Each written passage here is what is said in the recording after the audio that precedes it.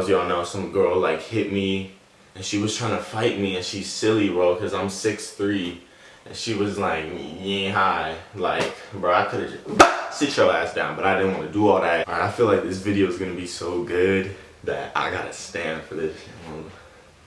Let me get a shirt.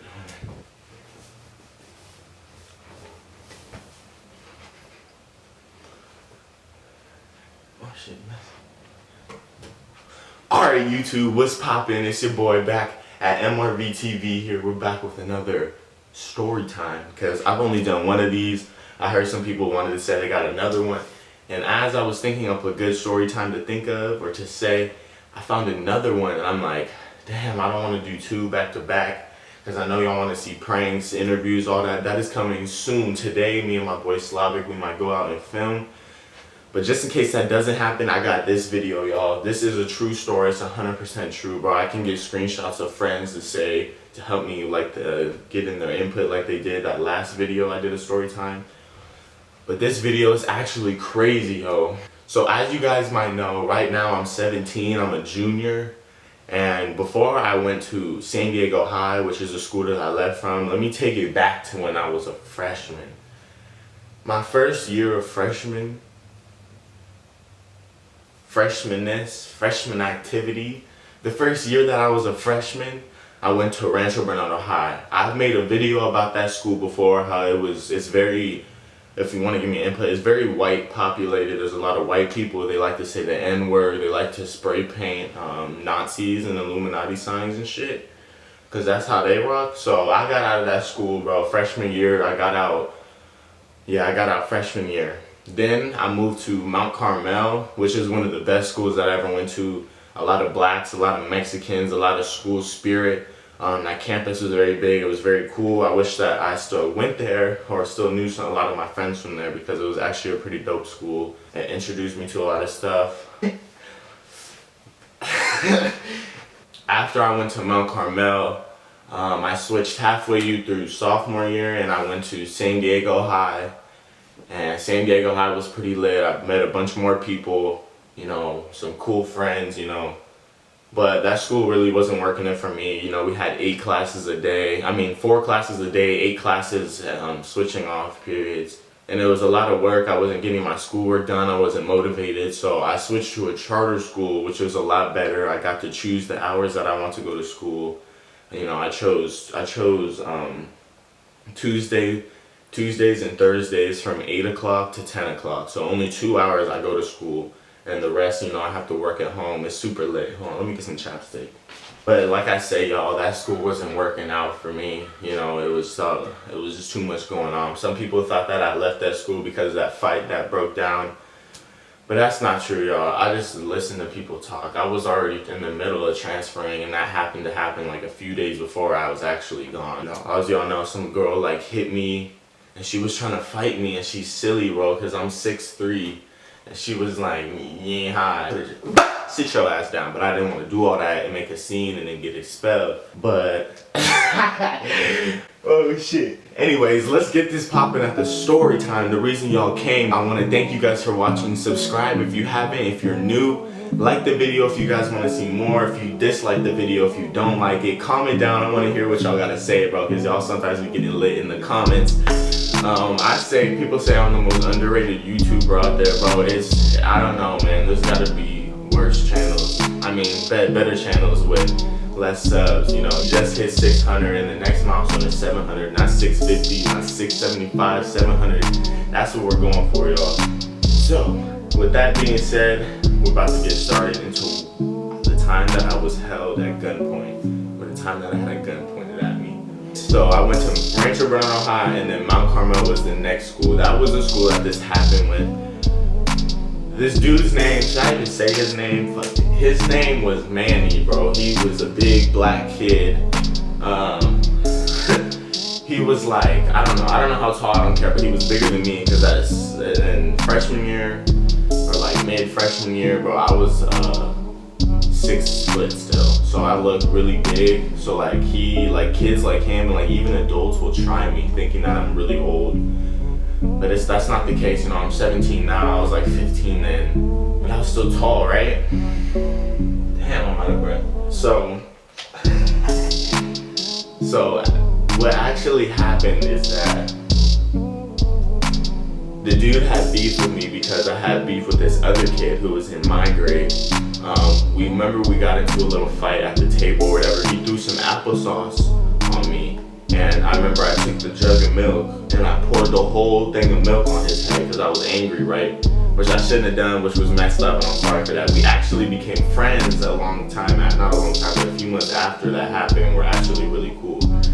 But Manny did not know that. Manny was the other kid's friend who I had spilled milk on, and Manny didn't like that, whatever. And I remember after like our little argument, the whole quad was looking, and he came up to me, he was like, "You trying to fight, G? I got a blade on me."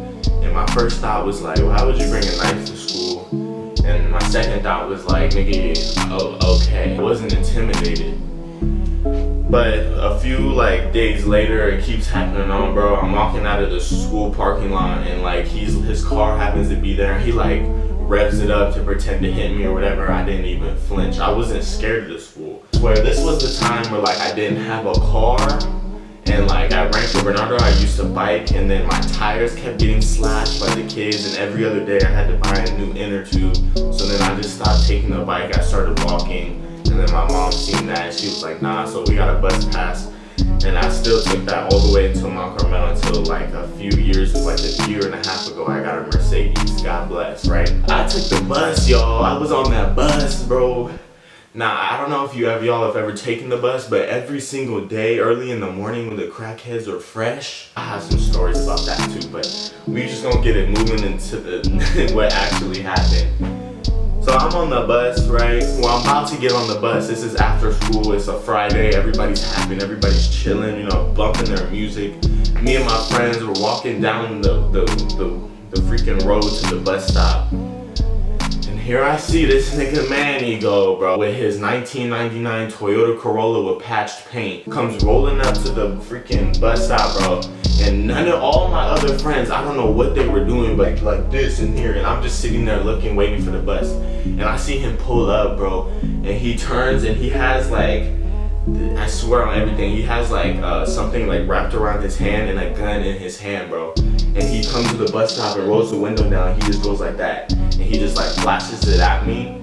And he pointed it in my direction, but he was kind of flashing it like, "I'll spray you," whatever. And I kind of just stood there looking down at him, bro. At that point, I was scared. But I didn't think nothing of it, because I'm just like thinking to myself, like, I live far from the school. Like, he's not really finna shoot nothing up. He's just like trying to brag or whatever, trying to wave his gun, wave his piece. Shit, no, scare me. Next week rolls by.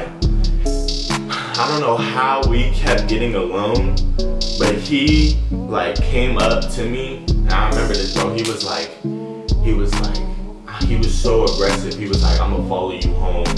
I'm just like, "How you gonna follow me home, bro?" And he was like, "I'm gonna watch your bus stops to see when you get off." And at that point, then I was scared. Then I was like, "You're gonna put me and my mama and my baby sister in danger, and it's just me and my mom, and she's the only like nigga, what? Like, you're gonna tell me that?" Like, now I was actually like, I had thoughts about killing this nigga. I blacked out to bring a knife to school and handle this nigga one-on-one, and I'm not gonna get into that, bro. But when he put me and my mama and my baby sister in danger, that's when I lost my shit. That's when everything. If I had a piece and I had my car like now, bro, I would have. So at first I didn't say nothing to my mama, because I'm just like, "Alright, look, you know, I don't want to scare her and none of that." But it came to a few days after where I didn't see Manny, and I felt her. I had to tell her what was up. I was like, "Look, some dude is threatening to like follow me home. He pointed a gun at me the other day." And she's just like, "Boy, stop playing, stop playing." She's just like, "If it's really that serious, go tell the office." And I'm like, "Great, now I gotta snitch on this nigga, like, it isn't even really that serious." So I go into the office and I'm telling them everything that happened. And they're like, Manny the QB? And I'm just like, "Yes, Manny, the big black nigga." He pointed a gun at me, bro. I was chilling at the bus stop, and it got serious. It went into a whole police investigation, bro. Both of my parents got involved. The school got involved. The dean, everything, everybody got involved because of me and this kid Manny, bro. Every school that I ever went to, there's always been some major events that have broken down because of me. Like, I just be tearing shit up. What actually ended up happening was that they searched Manny's car during school and they found the gun in his glove box, bro. And he got kicked off of the football team. He lost his scholarship because of me, bro. Low-key feel bad, but like I don't, because he like pointed a gun at me. But he lost his scholarship, bro. He was about to go off and go to, I forgot which college, to play football. Lost that. His parents took away his car and he got expelled. And he had to do time. He had a whole ass court case, and he's still not doing time, but he had to do time and probably probation. And I'm just thinking, I'm to myself like, damn, like it really happened because of me. Y'all can say like snitches get stitches, or you snitch, bro.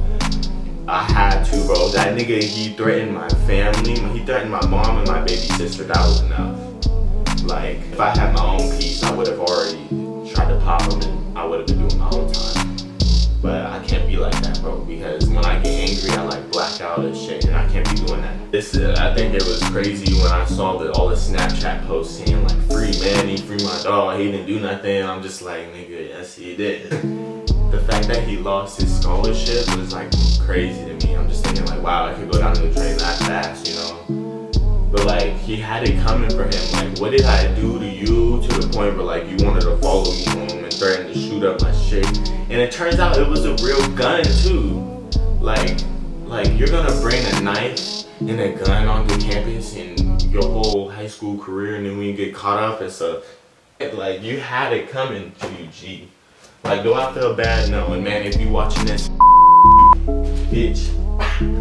No, but dead ass though. That's gotta be the end of the story time. I just thought that shit was crazy. I was thinking about that the other day, and I got another really good one, but I'm not trying to spoil it for y'all because I'm about to go film later on today, bro. But I want to thank you guys for watching. Drop a like if you enjoyed the video, subscribe if you're new, and I'll see y'all in the next video.